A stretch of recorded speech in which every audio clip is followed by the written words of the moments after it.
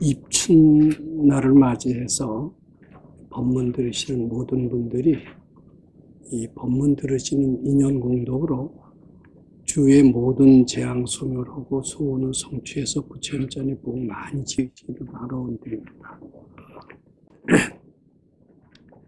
오늘 말씀드린 이제 금강경 17분입니다.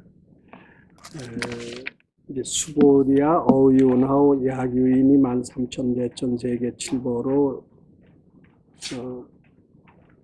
이용보시하면 부처님께서 하신 말씀입니다. 수보리아, 만일 어떤 사람이 3,000대천세계 가득 찬 7보로 이제 보시를 하는 거예요. 그러면 시인이 이시 인연으로 득복이 다부와 그 인연으로 얻어지는 복이 더 많으냐 이런 이야기입니다.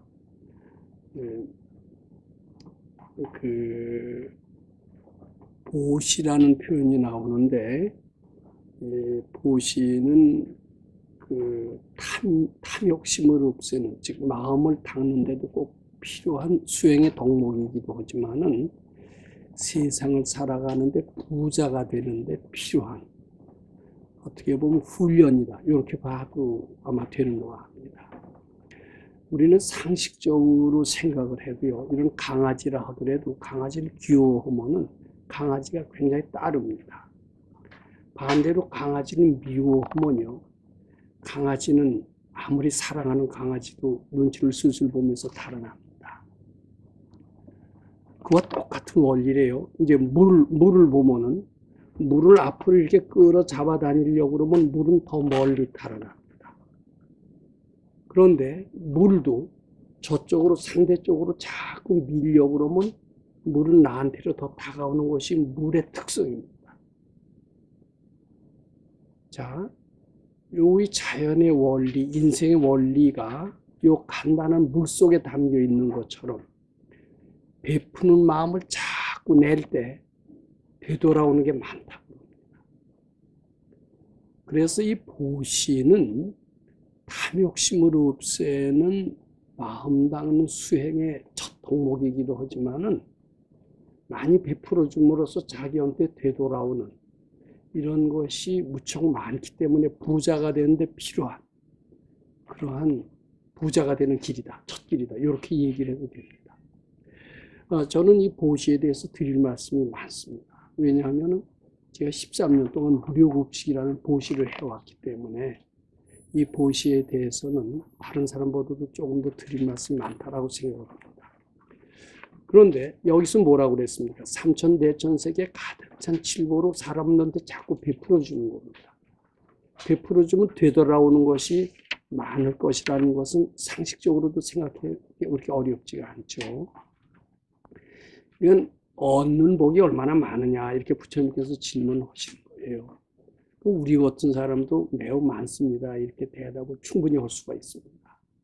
저는 무료급식을 오래 했다라고 감히 스스로 생각을 하기 때문에 이에게는 바로 대답할 수가 있습니다. 얻는 복이 매우 많습니다. 저는 이렇게 바로 대답을 합니다. 나가는 것이 바로 들어오는 것이라고 확실히 믿기 때문입니다.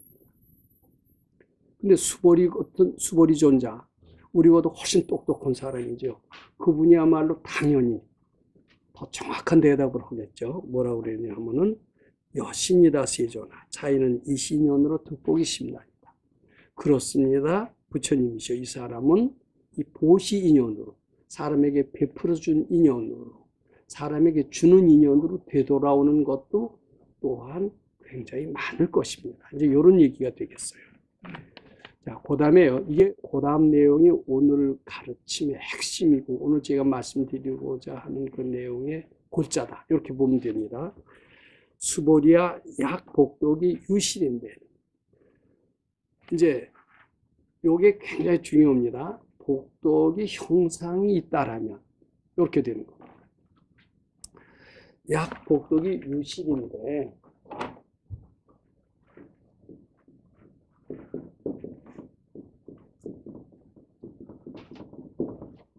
어, 3,000대천세계 가득 찬 7보의 양이 굉장히 많겠죠. 그것을 보시는데도 많은 세월이 걸릴 뿐만 아니라 노력도 많이 많을 거고요. 되돌아오는 것도 굉장히 많을 겁니다. 아마 되돌아오는 그 복덕의 양을 뭐 헤아리려면 헤아릴 수 없이 많겠지만 뭐 형상 있는 것이면 틀림없습니다. 즉 수많은 노력을 해서 그 결과 되돌아오는 것, 그걸 복인데 그 복은 형상이 있습니다. 모두 형상 있는 복, 그 복덕이 유실인된 하는 뜻은 형상 있는 복은 불설득 복덕다. 이 복덕이 많은 게 아니라는 뜻입니다. 즉 영원한 복이 아니라는 거예요. 영원한 복이 아니에요. 영원한 복이 아니다. 자, 그 다음 내용이 중요합니다. 이 복덕이 무고로 수보리야 약복덕이 유실인데는 열의 불설득 복덕단 이 복덕이 무고로 열애설득 복덕단이라. 이 무고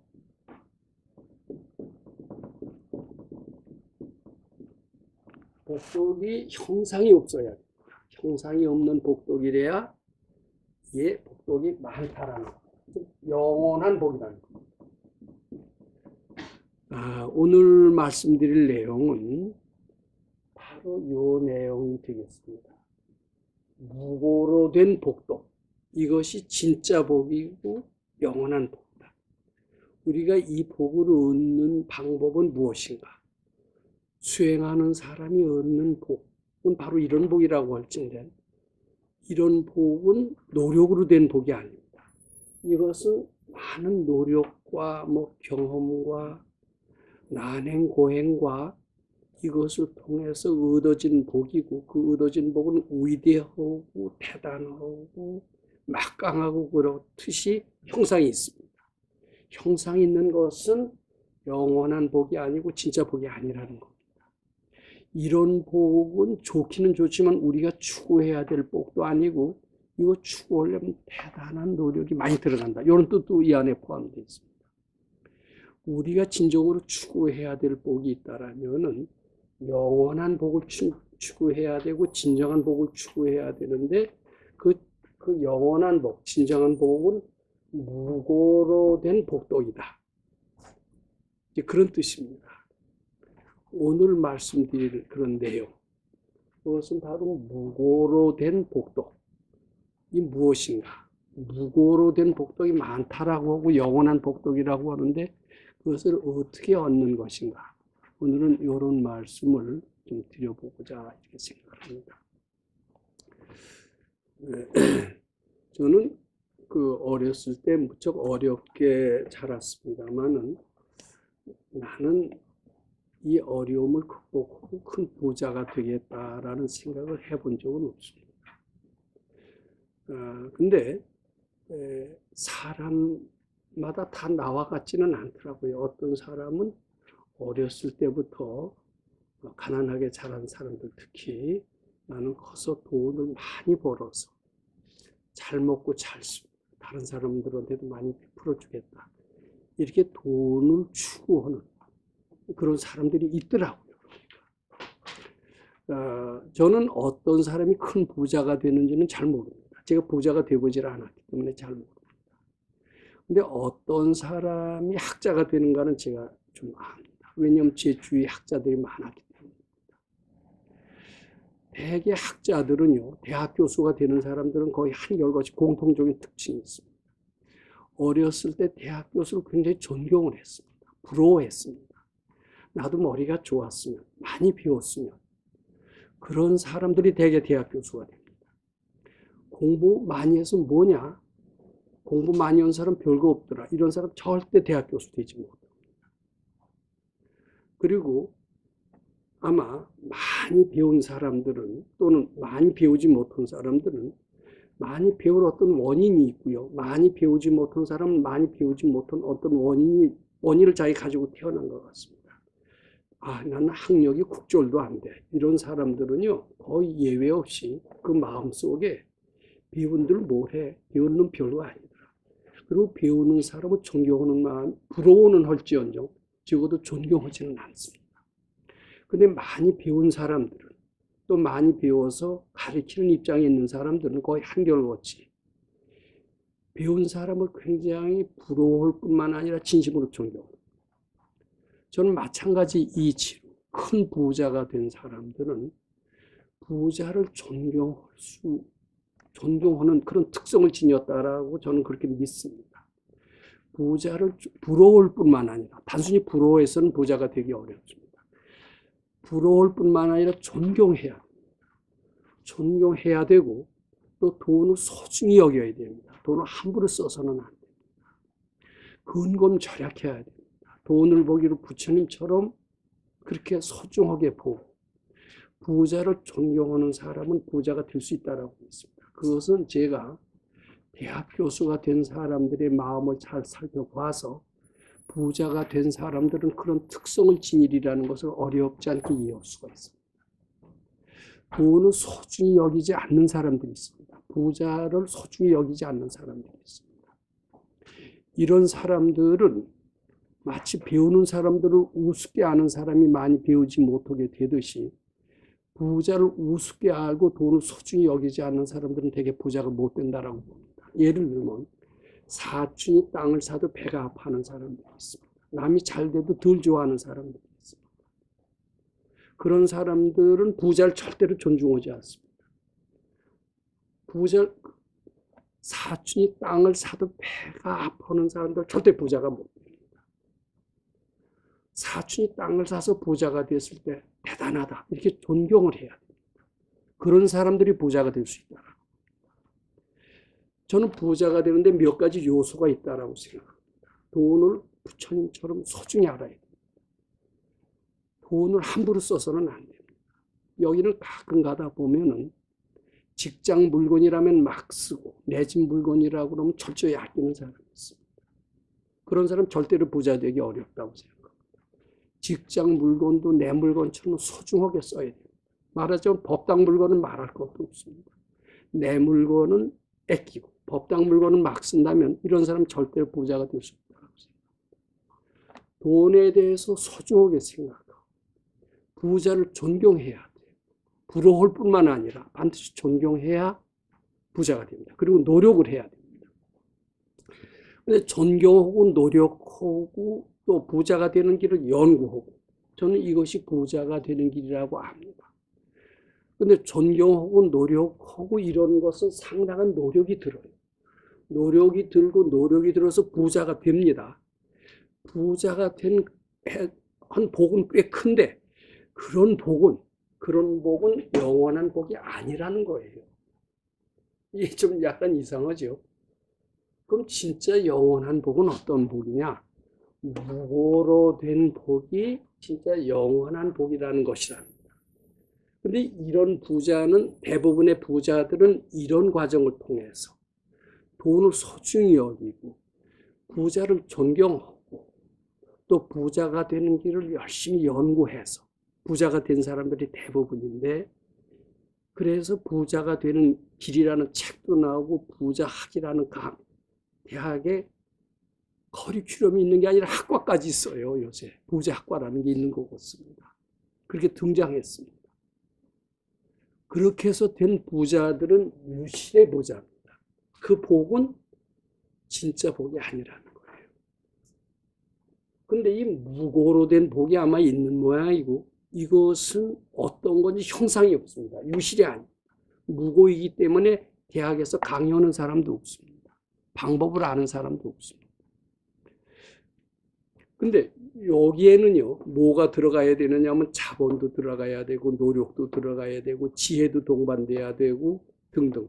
여러 가지로 보통 사람들이 이런 유실이라는 과정을 통해서 부자가 된다는 것은 매우 힘든 일입니다. 우리처럼 돈도 없고, 또 돈 벌려는 의욕도 없고, 그런데 돈은 벌고 싶고, 이런 사람은 어떻게 부자가 되느냐? 저는 무고의 길이 있다라면 요 길을 택해서 부자가 되는 길을 한번 생각해 보는 것은 어떠냐. 근데 금강경 공부법이라면은 요런 방법을 통해서 가난한 사람도 진짜 부자가 되고 영원한 복을 누릴 수 있을 것이다. 이렇게 생각을 하고 오늘은 이쪽에 관한 이야기를 하고자 합니다. 이쪽에 관한 이야기를 할 사람은 세상에 너무나 많습니다. 여기에는 제가 감히 말씀드릴 수 없다. 이렇게 말씀드리는 거죠. 자, 그러면 무고로 된 복덕은 무엇이냐 하면은 결론만부터 말씀드립니다. 이런 것들은 아상을 노력을 하고 근검절약을 하고 또 연구하고 이렇게 해서 이루어진 복입니다. 근데 이것은 어떻게 해서 이루어진 복이냐 하면은 아상을 소멸함으로써, 또 다른 말로 표현하면 아상 소멸의 다른 표현이 무엇이냐? 부처님을 만남으로 이루어진 복이다. 이렇게 말씀드린 거죠. 근데 이쪽은 아까도 말씀드렸지만 방법론이 다 구체화되어 있습니다. 대학에 학과가 있고 커리큘럼이 있고 강의하는 사람이 있습니다. 근데 이쪽은 일찍이 알려지지 않았어요. 근데 있는 것 같아요. 경전에 있었습니다. 아상을 소멸한다고 부자가 돼. 부처님을 만난다는 것은 너무나 추상적인 이야기입니다. 자, 오늘은 아상을 소멸함으로써 정말 부자가 될 수 있는 길이 무엇인가? 요거 한번 생각해 보죠. 상당히 매력적이지 않을까? 관심을 가지고 들어주시기 바랍니다. 저의 이 얘기를 할 수밖에 없습니다. 저는 부자가 되었다라고는 감히 말씀드리지 않습니다만은 영원한 복을 얻었다라고 말씀드리고 싶습니다. 부자라는 것은 양이 아닙니다. 한번 없어졌어도 다시 만들 수 있는 능력이 있는 것이 참 부자입니다. 근데 이런 유실로 이루어진 부자, 노력하고 근검절약하고 부자를 존경하고 부자가 되는 방법을 연구하고 그렇게 해서 큰 부자가 되었다고 칩시다. 그런 부자가 하루아침에 파산이 돼서 빈털터리가 됐습니다. 근데 한번 떨어지면은요, 그 사람은 다시 일어날 수가 없습니다. 따라서 그 복은 영원한 부자라고 할 수가 없습니다. 근데 즉 부자의 양, 부자의 액수의 문제가 아닙니다. 이것은 수조 달러를 벌었다 하더라도 한번 떨어지면 다시 수조 달러를 벌 수가 없다라는 데서 영원한 부자, 참된 복이다라고 말씀할 수 있는 겁니다. 저는 이 방법을 통해서 큰 부자는 되지 않았습니다. 양으로 따지지 마세요. 복 가지고 갖고 부자라고 이렇게 얘기하면 안 되지만은 저는 이게 없어져도 다시 만들 수 있는 그런 부자는 되었다라고 말씀드립니다. 그런 점에서 그런 부자는 영원한 부자요, 참된 부자요, 내 생까지 가져가는 부자다. 이렇게 말씀드릴 수 있는 겁니다. 자, 그럼 그런 부자는 어떤 부자냐? 그렇다고 양에 있어도 결코 적지도 않다라고 말씀드리고자 합니다. 크게 돈 벌려고 마음먹으면 더 클 수도 있다라고 말씀드리는 겁니다. 그러니까 이 부자가 얼마나 좋은 부자라 하는 것은 어렵지 않게 짐작하실 수 있습니다. 지금으로부터 거슬러 올라가서 1971년, 2년 이런 이야기가 됩니다. 제가 1967년에 이제 제대를 하고 수도장으로 들어갔습니다. 수도장으로 들어가서 이제 4년을 수도를 했다라는 말씀을 제가 여러 번 드린 적이 있습니다. 거기서 하는 일은 소 젖자고 사료를 주고 우유 이걸 팔아서 생활하는 것이 전 일과였습니다. 저희는 공과대학을 공부를 했기 때문에 저희 학교에서 배웠던 것과는 전혀 거리가 먼 거였습니다. 그래서 4년 동안 소 젖자면서 이제 건강경 공부는 했죠. 그리고 나서 이제 사회 나가서 취직을 하려는데 저희 공과대학 그거하고는 거리가 이미 멀어져서 아무도 써주질 않았습니다. 이상하다고 생각해요, 주위에서. 그래서 한 1년 가까이 놀았던 것 같습니다. 1년 가까이 놀다가 이제 이루어진 것이 식당이었습니다. 자본이 없어서 식당 차릴 돈이 없었어요. 근데 그때 거의 당시에 이제 저희 집이 고려대학교 앞에 제기동입니다. 거기 살았습니다만은 집을 적당히 수리했습니다. 아주 조그만 무슨 포장마차 수준보다는 좀 낫겠죠. 집을 조금 개조하는 수준이니까 집의 부엌은 옛날 재래식 한옥 부엌을 그대로 쓰고요. 돈도 거의 안 들었습니다.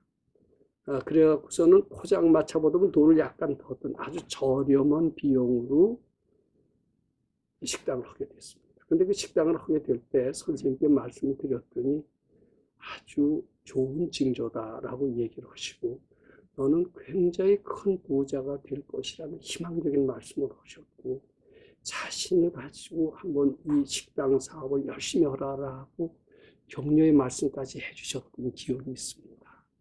전 지금도 그 말씀을 생생히 기억을 하고 있습니다. 제가 좀 건방진 생각이지만 저는 식당을 하리라는 생각을 꿈에도 해본 적이 없었습니다. 그리고 돈 벌 생각을 저는 별로 하지 않았던 것 같습니다. 식당 사업을 해서 돈을 벌어야 되겠다 이런 것은 일찍이 한 번도 해본 적이 없는데 어떻게 본의 아니게 저는 식당을 하게 됐던 것 같습니다. 그때 식당 이외에는 할 것이 없었어요. 어디 가서 뭐 써주질 않으니까요. 근데 지금 생각해 보니까요, 그 식당 사업 상당히 잘했던 것 같아요. 지금은 요새 시대가 많이 바뀌어서요. 우리 때는 대기업에 들어가는 것이 꿈이었고요. 조금 형편이 괜찮은 학생들은, 머리가 있는 학생들은 일찍이 해외 유학을 해서 교수가 되는 그런 학생들. 교수가 되는 것은 그때 하늘의 별 따기였던 것 같습니다. 요새도 어렵지만 그때는 훨씬 더 어려웠던 그런 시절이었는데 그런 학생은 아주 드물고 대부분의 학생들은 대기업도 지었던 시절이었습니다만 대기업에 들어가는 것이 유일한 꿈이었다. 이렇게 그때 경향이 그랬었습니다. 그리고 창업을 한다라는 것은 생각하기 어려웠어요. 원체 일자리가 즐겁거든요. 그렇다고 뭐 저희처럼 식당 같은 것은 너무 요새는 그래도 식당 치과의사 관두고서 식당 하는 사람을 제가 봤습니다만은 그때만 하더라도 식당 같은 것은 뭐 아주 우습게 알았던 아주 그랬던 시절이었기 때문에 대학생들이 식당을 하는 바로 대학을 관두고 식당을 하는 경우는 거의 없었던 것 같습니다. 사고방식이 그때는 좀 틀렸던 것 같아요. 근데 요새는 변해서요. 그리고 그때는 꿈이 뭐 나이 55세가 정년이라면은 기업의 정년이라면 정년까지는 대기업에 있다가 임원이 됐다가 이게 일반 학생들의 꿈이었습니다. 공과대학이니까 공장장 그것이 아주 우리 마음속의 꿈이었습니다. 근데 요새는 틀립니다. 요새는 빨리 30이라도 빨리 관두고 나와서 창업을 해야 된다는 시대로 사고방식이 바뀌었어요. 그것은 매우 잘된 생각이었던 것 같습니다. 근데 우리 백 선생님께서는요, 상당히 진보적인 생각을 가지고 계셨었어요. 저는 그 당시에 꽤 똑똑하다고 생각했지만은 아마 상당히 뒤떨어진 생각이었던 것 같습니다. 근데 백 선생님은 상당히 진보적인 생각을 가지고 계셨던 증거가 무엇이냐면은 이 식당이 얼마나 너한테 다행한 일이냐. 이렇게 얘기하신 겁니다. 그때는 그 얘기가 전혀 실감이 안 났었습니다. 지금 보니까 네가 빠른 나이에 다른 동창들은 상상도 못할 나이에 창업을 할 수 있었다니. 창업을 한다는 것은 큰 부자가 된다는 뜻이요. 월급쟁이 사고방식을 갖지 않는다는 뜻이요. 마음 닦는데도 좋은 일을 하는 것이니 얼마나 잘된 것이냐. 이 식당 사업이라는 것은 굉장히 영광스러운 일이다. 그런데 너는 이런 영광스러운 일을 너무나 쉽게 얻게 된 것이다. 이렇게 얘기를 하시는데 그때는 그것이 역설처럼 들렸습니다. 나를 위로시라고 하는 건가? 나를 끌어다가 억지로 4년 동안 공부시키고 취직자리 못 시키니까 달래려고 이런 말씀을 하시는 게 아닌가. 그때는 그런 생각도 꽤 들었던 것 같습니다. 근데 지금 보니까 굉장히 진보적인 말씀이고 정말 지혜로운 말씀이고 꼭 옳으신 말씀이었어요. 그러니까 제가 그렇게 아둔했던 겁니다. 그 말씀을 믿었다면 제가 영광된 마음을 가지고 식당 사업을 아주 적극적으로 했고, 따라서 선생님 말씀 그대로 빛나는 결과를 반드시 얻었을 것으로 확신해요. 근데 제가 참 어리석은 거죠. 제가 알아들을 정도가 됐다라고 아마 하셨던 것 같은데 그걸 못 알아들었던 것 같아요. 지금 생각해보면 참 제가 너무나 4년을 공부했대지만 진짜 불법이 무엇인가를 전혀 몰랐다. 이렇게밖에 말씀드릴 수가 없었던 것 같습니다. 즉 선생님은 나를 달래려고 그러셨을 뿐이다. 이런 생각은 저로 하여금 이 식당 사업을 열의를 가지고 하지 못했던 것 같습니다. 그래도 선생님 말씀은 대부분 틀리지 않았기 때문에 그 믿음만은 있었습니다. 어떻게 해서든지 해야 되겠다. 그 생각을 했습니다. 근데 하면서 저에게는 너무나 난관이 많았던 것 같습니다. 72년부터 해서 76년에 끝났습니다. 76년에 끝났는데 이 4년 동안에요. 우선 첫 번째 제일 큰 요인은 장사가 잘 안 돼요. 장사는 그냥 파리를 날리는 거. 지금 그 집세가 안 났으니까 유지가 됐지. 저희 집에서 했기 때문에요. 뭐 집세 냈으면 벌써 문 닫았을 겁니다. 이제 장사가 안 된다. 이게 굉장히 힘든 겁니다. 장사가 돼야 뭐 할 맛이 나지 않아요. 이제 두 번째, 이 종업원들이 속색이는데요. 참, 제가 여기서 일일이 말씀 못 드립니다. 종업원들이 속색이고, 그때 주위에는요, 그 자동차 서비스업을 하는 그런 사람들이 많았고요. 굉장히 거칠었어요. 그리고 상전이 너무나 많았습니다. 요새는 보니까 저 요새도 지금 식당을 하고 있습니다만 상전이 줄었어요. 근데 그때는 상전이 굉장히 많았습니다. 예를 들면 팥주사 순경이 수시로 와서 돈 달라고 그래. 아주 공식적으로 상납해야 됩니다. 자, 순경. 오늘 구청의 보건소 직원 수시로 나옵니다. 점검해요. 제가 그 보건소를 못했기 때문에 영업을 한 달 동안 정지당한 적도 있었어요. 그 다음에 세금이 두 가지가 있습니다. 국세가 있고 지방세가 있어요. 국세 담당, 국세는 세무서에서 오고요. 지방세는 구청에서 옵니다.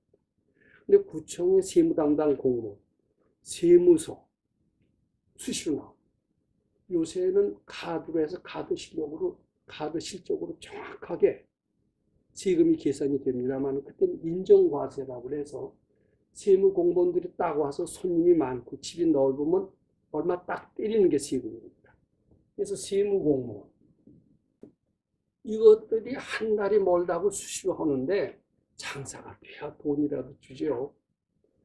아주 꼴보기 싫었어요. 그리고 이 사람을 미워하는 것은 공부하는 사람으로서 당연한 가져야 될 정의감이라고 생각을 했습니다. 순경한테는 반항하고 세무공무원들한테는 돈 안 주고. 근데 돈 안 주면 어때요? 인정과세로 세금이 많이 때리는 겁니다. 보건소 사람들한테 제대로 안 하면은 정지 내리는 거예요. 그러니까 이 공무원들에 대한 적개심이 굉장히 커졌습니다. 저는 원래 야성 기질이 많아요. 지금은 어떻게 보면 야당 체질에서 약간 여당 체질로 바뀐 편입니다만은 어떻게 보면 불의를 보고 참지를 못하고 사회 정의를 바로 잡아야 되겠다는 어떤 야적인 성질이 많았던 것 같습니다. 우리 학생 때도 데모를 많이 했던 그런 시절이기도 했습니다. 그래서 이런 꼴을 보고 참지를 못했어요. 자, 이게 고통입니다. 그 다음에 세 번째는 가족과의 힘든 겁니다. 가족이래 그때 총각이었습니다만 저를 유일하게 도와준 분이 늙은 어머니였습니다. 늙은 어머니 인력이 부족하고 이러니까 늙은 어머니를 데려다가 같이 일을 시키니까 저희 어머니는 그래도 나를 무척 사랑한다라고 했는데 사랑하는 것만은 틀림없는 사실인데 그 사랑은 기대를 동반한 사랑이었던 것 같아요. 자기 기대만큼 아들이 안 되니까 수시로 불평하고 짜증을 하는데 그 어머니가 주는 짜증이요. 굉장히 견디기 힘들던데요. 이 가족 어법, 이것이 굉장히 괴로웠습니다. 자, 그 다음에요. 아마 요것이 상당히 컸습니다. 내가 이것을 해야 될 것인가?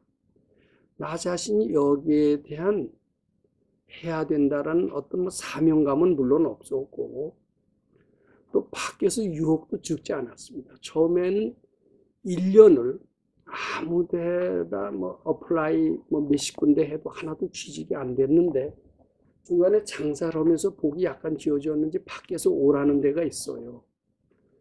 그 유혹을 물리치는 게 굉장히 어려웠습니다. 자, 보세요. 장사도 안 되죠. 이 신경, 이런 아주 똥파리입니다. 똥파리 떼들도 너무나 많지. 가족은 들들 볶죠. 밖에서 유혹은 많죠. 자, 이 사람들한테 이제 장사가 안 되면 뭐라고 그러시는 줄 아세요? 바쳐라. 바치고 바쳐도 안 오더라고요. 참, 정말 미칠 지경이었습니다. 그래도 또 바치래요. 된다. 그 다음에 이런 사람들은 정말 증오심이 납니다. 뭐 이유가 없어요. 근데 뭐라고 그러신 줄 아세요? 미워도 억지로 와서 밥 먹이고 억지로 차비 주래요. 제가 얼마나 기율을 잘 지키고 올바른 일이라면 목숨을 바쳐서 하지만 싫은 일이라면, 즉 불의라면은 불의와는 전혀 타협을 하지 않는 굉장히 까칠한 성격입니다. 요새도 여기 도반들 보는데 제자 뻘되는 까칠한 성격을 가진 사람은 꽤 있더라고요. 그러면서 나는 깨끗한데 이래는, 그거 깨끗한가요 정말? 근데 그런 깨끗한 나한테 우리 선생님이 뭐라고 그러신 줄 아세요? 이 사람도 꼴보기 싫어하지 말래요. 오면 무조건 밥 먹이래요. 식당이니까 밥 줄 수 있어요, 없어요? 밥만 주라는 게 아니라 차비까지 주래요. 참 이거 바치는 것보다 몇 배 어렵던데요. 발이 날리는 거 바치는 것보다 꼴보기 싫은 사람. 무조건 밥 먹이고 무조건 주래요. 선생님이 시키시니까 했습니다. 무조건 밥 먹이고 단돈 10,000원이라도 차비를 줬어요. 그러니까 10,000원 차비 주니까 세무공무원들이 제가 그때 말로 코끼리 코에 비스켓이죠. 우습게 알죠. 근데 우습게 알다가 하도 순진하니까요. 참 이상하더라고요. 이런 순경 보건소 세무공무원들이 친구가 되던데요. 제가 비로소 세상 사는 것을 알았습니다. 그리고 무조건이라는 것을 알았습니다. 이치로 따지면요. 예전에 탐관오리 생각이 나면서 이 탐관오리한테 굴복하는 것은 비겁하고 비굴하고 청년다운 기계가 없고 등등 정의감에 불타지도 않고. 근데 지금 알고 봤더니 정의감이 아니라 진심이더라고요. 진심에 불탄 거죠, 제가. 먹이고 주면서 저는 새로운 인생을 공부했던 거죠. 그 다음에 이 가정업보는요, 참, 이게 상당히 어려웠어요. 근데 어떻게 합니까?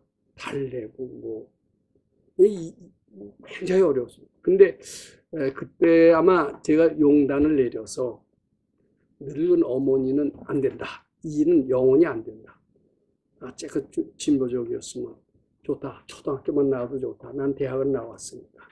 초등학교 나오고 건강한 여자한테 장가를 가는 겁니다. 우리 같이 식당 사업을 같이 한번 해보자. 이런 결단을 내리고 같이 했다면요. 상당히 됐을 거예요. 근데 그때 도통에 대한 욕심은 있었어요. 도통을 하려면 결혼해서는 안 된다. 이게 혼자 하려니까요. 참 이거 어렵더라고요. 그리고 종업원들이라는 게 맨 도둑놈이에요. 눈 감으면 코뼈 간다라는 그때 그런 말이 있었는데 그랬었습니다. 믿을 놈이 하나도 없는 거예요.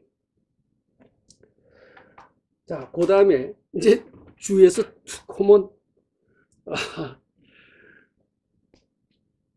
너 이거 관두고 어디 달인 와서 다른데 뭐 대기업에 취업해서 그때 코스코가 한참 떴을 때고 우리 동기들은 이미 뭐 과장 뭐 이렇게 되고 이랬는데 졸업한 지 몇 년 됐지만 그쪽으로 달인 와서 다시 한번 가봐라.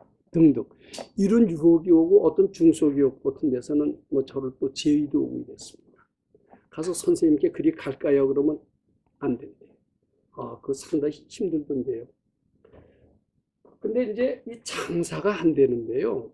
그래도 제가 아주 적자는 안 받던 것 같습니다. 지금 가게는 안 나가서. 조금씩은 모여요. 조금씩 모인 것이 일부를 띄워서 선생님께 굉장히 자주 갔습니다. 한 사흘에 한 번씩은 갔던 것 같아요. 사흘에 한 번씩 가서 조금씩 드리는데 어느 날은 11조를 하래요. 그래서 나는 11조를 하는데 그거 11조가 안 되나 봐요. 근데 그것도 부담이던데요. 선생님 돈에 대해서 욕심이 있네. 이런 생각을 하게 됐던 것 같습니다. 뭐 물론 그것도 바쳤습니다. 제가 지금 여기서 말씀드리고자 하는 것이 무엇이냐면은 이 4년을 견딘 것은 저한테는 너무나 힘들었다는 말씀입니다. 4년을 버티는 것은 무엇 때문에 버티는? 오로지 선생님 말씀을 따르고자. 선생님 말씀이 그렇게 틀리지 않았던 과거의 믿음 때문에 어떻게 해서든지 따라야 되겠다. 정말 선생님 말씀대로 이것이 너한테는 이게 영광된 자리가 너한테는 오히려 쉽게 이루어지는 것이 아니야. 이것을 감사하게 영광되게 생각하고 왜 용감하게 못하느냐. 너는 큰 복을 얻을 것이다. 여기에 대한 막연한 기대를 가지고 그 말씀을 철저히 따르려고 했던 것이 4년을 버틸 수 있었던 원동력이다. 이렇게 말씀드리는 거죠. 그 과정에서 무척이나 힘들었습니다. 장사 안 되는 것도 바쳐야 되고 이런 내 사고방식과는 전혀 틀린 이런 사람들한테 별 안이 꽂고 치사하는 것은 무릅쓰고 진심 닦는 일을 해야 됩니다. 특히 아주 그 지중한 가족 업보 속에서 견뎌야 됩니다. 그런 과정에서 제 체중은 한없이 줄어들어갔습니다. 저는 지금 생각해도 일생을 살아오면서 여러 가지 수많이 어려운 일을 많이 겪었습니다만은 이때처럼 어려웠던 적은 아마 없지 않았나. 이 4년은 아주 일생 동안에 있어서 가장 암흑기라고 할 만한 그런 어려운 시절이다. 저는 감히 말씀드립니다. 체중이 50kg까지 줄었어요. 제가 학생 때 하루에 빼짝 마르고 이랬을 때도 55kg는 됐었어요. 소사에서 4년 동안 하루에 2끼 먹고 잠 적게 자면서 굉장히 중노동을 했을 때도 55kg는 됐었어요. 근데 이때는 정신적인 스트레스로 계속해서 줄다 보니까 50kg 또 이하까지 떨어질 것 같았었습니다. 근데 그것보다도 더 우울한 것은 희망이 없어요. 내가 공부를 학교 다닐 때 공부하느라고 했고 그리고 더 잘 되기 위해서 수도까지 했고 최선을 다했는데 나한테 결과는 밥 먹을 자리도 없게 됐단 말이냐. 나한테는 희망이 이렇게 없단 말이냐. 아주 막막한 심정이 됐었습니다. 거짓말입니까? 참말입니까? 근데 이 막막하고 절망적일 때 보이지 않는 희망의 싹이 섰었어요. 그죠? 길조가 있어요. 뭘까요? 뭐가 길조일까요? 내 체중이 50kg로 떨어지고 희망이 없고 이럴 때 세상식으로 보면 완전히 자살 직전까지 이르는 겁니다. 발근이가 보면 희망의 싹이 텄다라고 합니다. 뭐냐면 그만큼 아상의 소멸입니다. 아상의 소멸. 이때처럼 나 자신이 초라하고 무능하고 무력하고 무기력하다라는 것을 느껴본 적은 지금까지 없었던 것 같습니다. 아상은 바닥을 쳤다. 바닥 상태까지 떨어졌다. 아상은 완전히 죽었다라고 할 정도로 나한테 어떤 탐진치는 없었던 것 같습니다. 이것은 달리 말해서요. 부처님과 거의 만남이 가까워졌다. 이런 뜻도 됩니다.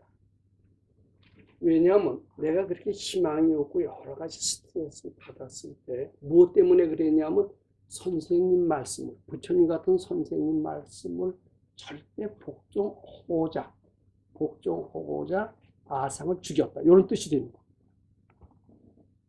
즉 사녀는 돈 버는 행위가 아니라 수도의 연장이었다. 이렇게 말씀드립니다. 돈은 하나도 벌지 못했어요. 현상 유지하기도 어려웠을 정도였어요. 이런 사람이 부자가 된다는 건 있을 수가 없습니다. 돈이 좀 쌓여야죠. 쌓여야 뭐 부자가 되죠. 이런 사람이 절대 부자가 될까요? 부자가 될 수가 없죠. 파산하고 자살하고 결론이 이렇게 된다라고 뻔히 이렇게 생각합니다. 상식적인 보통 눈으로 보면, 고기 눈으로 보면 그렇게 됩니다. 그런데 아마 밝은이 눈으로 보면은 그렇게 안 보였던가 봅니다. 이 사람은 아상이 점점 죽었다. 바닥 상태까지 왔다. 그리고 부처님과의 만남은 점점 가까워졌다. 겉으로는 돈을 하나도 벌지 못한 것 같아도 속으로는 복이 점점 쌓여왔다. 아마 이렇게 보이는 모양입니다. 저는 그 말을 믿습니다. 어느 날 그러시더라고요. 네가 어떻게 그렇게 돈이 많이 벌었는지 아느냐? 선생님의 말씀입니다. 저는 그 말씀을 듣고 웃었어요. 돈을 제가 많이 벌어요. 저 죽지 못해서 삽니다. 속으로 그러죠, 물론. 너 돈이 그렇게 많이 어떻게 벌렸느냐? 참 그건 정말 믿어지지 않았습니다. 근데 지금 보니까요, 위로하려고 하시는 말씀도 아니고, 헛소리는 물론 아니고, 실제로 복이 많이 무르익어서 복이 다 정말 부자의 문턱에 온 것을 보시고 하시는 말씀입니다. 정확한 진실로라는 말씀을 지금은 압니다. 제가 그때 그 선생님의 말씀을 믿고 더 용기를 내서 바쳤으면 어땠을까 이 생각을 해봅니다. 근데 저는 그때 그러기 상태로 돼서 도저히 희망이 없어서 마지막 내 나름대로 승부수를 걸었습니다. 나의 유일한 재주가 뭐냐? 나의 유일한 재주는 책 보는 재주밖에 없는데 책 보는 재주 있는 그 재주를 버리고 다른 길로 가니 내가 이렇게 될 수밖에 없지 않느냐. 이건 세상치의 판단입니다. 마지막으로 내가 좋아하는 그런 과목의 대학원을 한번 시험을 쳐서 만약 합격을 한다면 그건 하늘의 뜻으로 알고 이 장사를 관둬야 되겠다. 이제는 그런 마지막 생각을 하게 됐던 것 같습니다. 그리고 보나마나 대학원 가겠습니다라고 선생님께 여쭤보면 보나마나 가지 말라고 할 게 뻔합니다. 몇 번 중간에 대학원 간다라고 했을 때 거절당했던 경험이 있습니다. 그래서 이번엔 아예 말씀도 안 드렸어요. 저는 시험을 쳐놓고 어떻게 됐어요. 그때 저는 여러 번 시험을 쳤습니다만 그때처럼 떨어질 그런 두려움을 느꼈던 적은 처음입니다. 왜냐하면 전혀 공부를 안 하다가 행운을 어떻게 될까 말까 했었죠. 더군다나 선생님께서 싫어하는 대학원이 되겠느냐. 결국은 이제 대학원이 되면서 이제 도저히 뭐 장사 못 하겠더라고요. 그래서 선생님께 말씀드리지 않고 이제 폐업 신고를 했는데 선생님 상당히 안 좋아하셨어요. 안 좋아하신 이유를 제가 알 수가 없었어요. 그때. 근데 지금 와서 보니까 참 그 도인의 말씀이 진실부러하다라는 것을 느낀 겁니다. 바로 제가 대학원 관두면서부터 저를 도와주는 사람이 나타나기 시작했습니다. 그래서 결국은 1, 2년 내에 지금으로 계산해 봤더니 서울 시내 땅 30평은요 평당 2천만 원씩 칩시다. 6억이에요. 6억이라는 돈이 금방 생겼습니다. 그리고 이제 대학원 가서 조금 있다 대학 교수도 됐어요. 6억이라는 돈이 생겨서 그때 조그만 집에서 6억이라는 돈은 어떻게 하냐면 39평짜리 조그만 집에서 살다가 요 집입니다. 요 집이 69평입니다. 어때요? 30평이죠? 제 노력으로 번 거 아니에요. 천이나 수라가 계엄공양. 왜 천이나 수라가 계엄공양이에요? 아상이 죽고 부처님과의 만남을 일으켰다. 이렇게 말씀드립니다. 노력해서, 연구해서, 부자 마음을 해서 부자가 된 게 아닙니다. 연구하고 노력하고 부자 마음 내서 부자가 됐기 때문에 그 복덕은 유실의 복덕이 되고 영원한 복덕이 아니라고 제가 말씀드립니다. 연구하지 않았어요. 돈 벌지도 못했어요. 아상을 죽였을 뿐입니다. 아상을 죽이면서 부처님과 만남을 일으켰던 겁니다. 그래서 6억을 벌었고 6억 이상을 벌었습니다. 대학 교수도 됐어요. 이건 먹고 사는 거 완전히 해결이 됐습니다. 대학원 가서 하여튼 뭐 그렇게 됐습니다. 자, 근데 이게 왜 진정한 복이냐? 이것은 아무리 부자라도 어때요? 한번 떨어지면 다시 일어서기 어렵다고 그랬죠. 그럼 너는 뭐 6억을 벌었다고 그러지만 그 뒤로 또 번 게 뭐가 있느냐? 또 번 게 있다면 이게 진정한 복이고 영원한 복이라고 하는데 가만히 보니까 그 뒤로 번 것도 없는 것 같다. 뭐 이러시죠. 또 번 것이 있어요. 그걸 또 말씀드릴게요. 그렇게면은 복덕이 무고가 정말 영원한 복이라는 것을 실감을 느끼실 겁니다. 돈 번 이런 이야기를 드리고 싶습니다. 요 하신전 건물을 지어진 것이 2015년입니다. 2015년 몇 월 달에 지었는지 모르겠습니다. 권 선생님 아십니까? 5월 달쯤 착공을 하여튼 봄에 착공을 했던 것 같아요.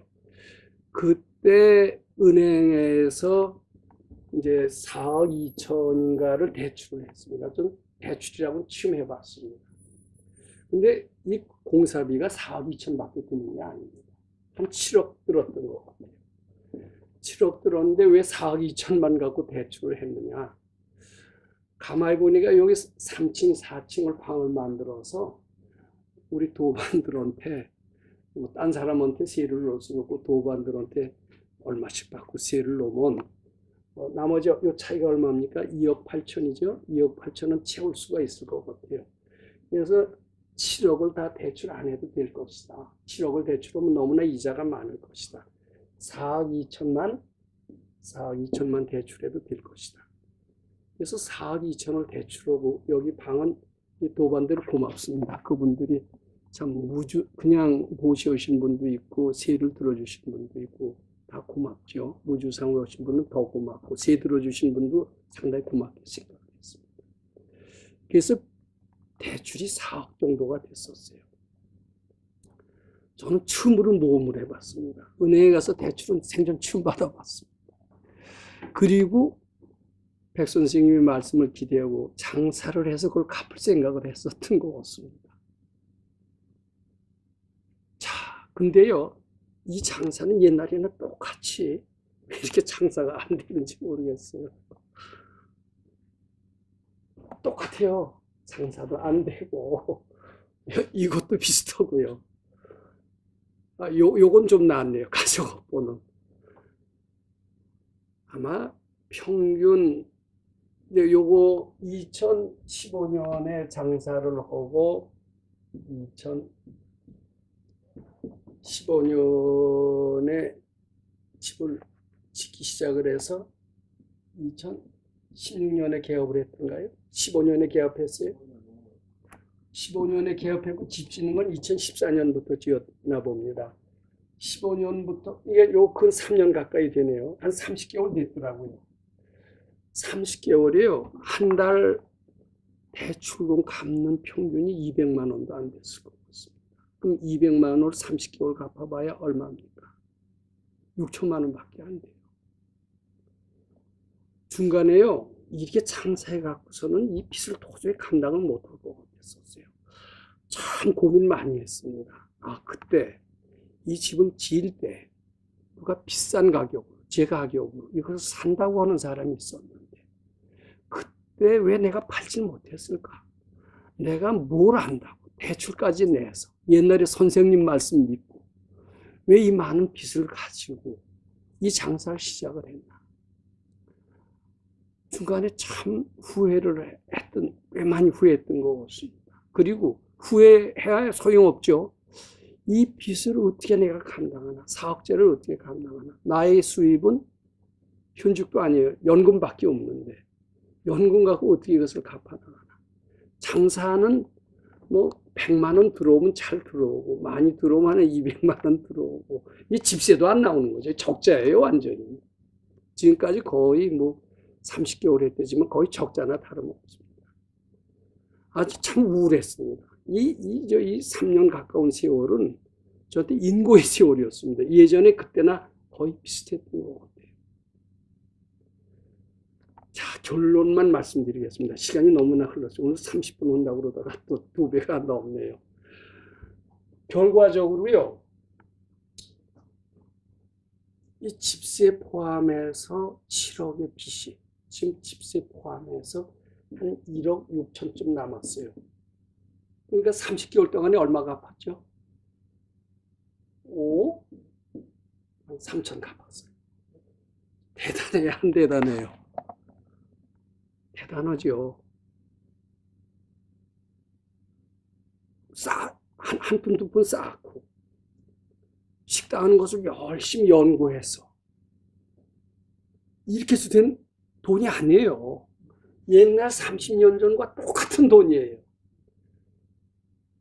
바로 유실에서 얻은 복이 아니라 무고로 된 복이다. 아상을 죽임으로써. 옛날에는 50kg까지 줄었지만 여기서는 매일 기숙사 같은 생활을 합니다. 여기 조그만 방에 하나 있었습니다만은 나라는 자유가 없어요. 밥을 내가 해 먹을 때도 있지만 해주는 밥 먹고, 새벽에는 아주 또 공부로 올라가야 돼. 이게 대학 교수가 아니라 기숙사 학생입니다. 자유가 없어요. 그리고 늘 돈 걱정해야 돼요. 내 발자가 왜 이러지? 다른 친구들은 골프 치고 여행 다니고 만고강산인데 참 많이 했습니다. 근데 그 반함에 아까 뭐라고 그랬죠? 소득이 뭐라고 그랬죠? 아상이 죽은 게 소득이더라고요. 아상이 죽고 부처님과 만났어요. 무고가 된 겁니다. 아상이 무고가 된 겁니다. 그래서 복이 얻어졌어요. 아까 말씀드렸죠? 요때 한번 성공을 했고 다시 성공을 못한다면 이 복은 영원한 복이 아니다 그랬죠. 요때입니다. 요때 한번 하고 다시, 근데 요때 해서 그런 대로 성공했다고 말씀드렸고 또 다시 했는데 또 어땠어요? 또 했죠. 두 방법 다 무슨 방법이에요? 아상을 죽임으로써 된 복이다. 저는 요 복은 영원한 복이라고 생각합니다. 많은 돈은 아니에요. 아상을 죽이면 된다라는, 노력해서 근검 절약해서 연구해서 된 복이 아닙니다. 아상을 죽임으로써, 부처님 만남으로써 이루어진 복이다. 이렇게 말씀드립니다. 그러면 네 자랑만 하다 말 것이냐, 이런 의문을 가지실 겁니다. 이제 자랑하고자 하는 거예요. 여기 보니까 꽤 잘 사시는 분도 있는 것 같은데 굉장히 어려우신 분들도 있는 것 같아요. 나이 먹어서 어려우시고 부자가 희망이신 분이 있으신 것 같습니다. 한 달 수입이 내가 뭐 200만 원도 안 되는데 그런 사람이 부자가 된다는 것은 정상적인 방법, 유실적인 방법으로는 도저히 불가능합니다. 그런데 어떤 방법으로 부자가 될 수 있는지를 저는 말씀드리고자 하는 겁니다. 부처님께 드리는 마음으로 하세요. 제가 요때 30몇 년 전입니다. 그때도 오로지 선생님 말씀 따르기 위해서 나의 모든 것을 바쳤습니다. 체중이 50kg 나가는 아주 처절한 아상소멸의 결과로 저는 적지 않은 부를 체험했다. 이렇게 말씀드립니다. 그건 기적입니다. 천인아수라가 개헌공양해서 도와줬다. 이렇게 말씀드리고자 합니다. 똑같이 72년에서 지금 몇 년입니까? 한 40년 이렇게 흘렀죠. 40년 후에도 오로지 이 법당은 이 법당은 아시다시피 이거 벌써 사회복지법인으로 돌려놓으려고 했었는데 그때 하니까 뭐 세금이 얼마 나온다고 해서 못 돌려놨습니다만 이건 벌써 제가 부처님께 바쳤습니다. 부처님 시범하기 위해서 이제 장사한 거고 대출금을 신청했던 겁니다. 이 집을 가지고 장사한 것은 오직 부처님 10억만을 위해서 했습니다. 부처님 10억만을 위해서 했기 때문에 아상이 죽었고, 아상이 죽은 결과 저는 놀랄 만한 천인아수라의 개운 공양을 받으면서 기적을 창조했다, 이렇게 말씀드리고자 합니다. 내 생이라도 언제라도 아상을 죽이는 일만 한다면 복도 받을 수 있고 기적적인 재앙도 소멸할 수 있다고 믿습니다. 여기서 부자가 되기를 희망하시는 분들, 또는 재앙을 소멸하시기를 희망하시는 분들, 노력하는 방법으로, 머리를 쓰는 방법으로 접근하시지 마세요. 기적을 창조하시려면 아상을 죽이는 방법, 부처님을 만나는 방법으로 하시기 바랍니다. 비록 한 달 수입이 얼마 안 돼도 부자 되실 수 있습니다. 가장 큰 위기가 오더라도 부처님을 만남으로써 그 위기를 극복할 수가 있습니다. 저는 이런 희망의 메시지, 바로 이것이 금강경 19번에 있다라고 믿고 또 제 체험을 바탕으로 해서 그것을 말씀드립니다. 오늘 나눠드린 인물은 제 말씀의 그 내용의 상당 부분이 있는데, 특히 이 복도요, 부처님을 만남으로써 큰 복이 이루어지지만 재앙도 부처님을 만남으로써 절체절명의 위기에서 죽을 목숨도 살아날 수가 있습니다. 제가 그것을 지난 고환경 강의 때, 고환경 때 말씀을 드렸습니다만은, 오늘도 여기 어떤 참 이 세상에 살생업보는 도처에서 노리고 있습니다. 업보 해탈하시고요. 그리고 재앙 소멸하시고 소원성취도 하시고, 그 길은, 쉬운 길은 뭐냐? 아상을 소멸하는 데 있다. 이 복덕이 무고로 한 복은 대단히 없는 사람으로서 한번 해볼 만한 것이다, 이런 말씀 드리고자 합니다. 오늘 19분 말씀 여기서 마치도록 하겠습니다. 시간이 많이 흘러서 질문 오늘 생략합니다.